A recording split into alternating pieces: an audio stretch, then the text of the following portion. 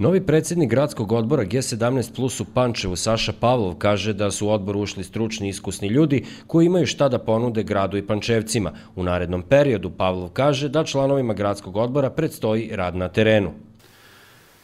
Šta ćemo da radimo i kako će da radimo, bit ćete svakodnevno informisani. U svakom slučaju G17 Plus nakon formiranja ovog gradskog odbora zajedno sa svojim prijateljima i kolegama iz udruženih regiona kreće u jednu ofanzivu na terenu. Znači, pokazat ćemo naša rešenja i daćemo predloge kako neke stvari mogu da se odrade.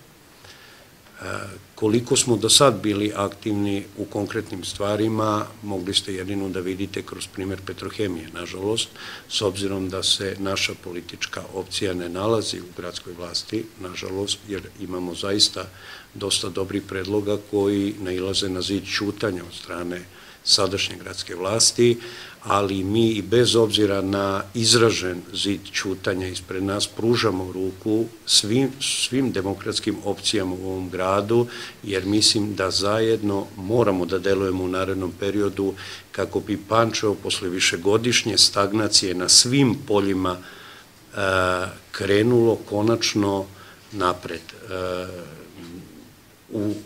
u rešavanju svih pitanja.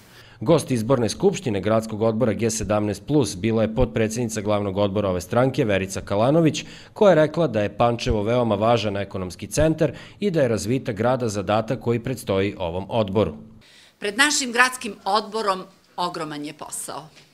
I zbog toga što se u Pančevu nagomilalo mnogo problema na koje ne postoje odgovori ni aktuelne vlasti, ni političkih partija koje se predstavljaju kao opozicija.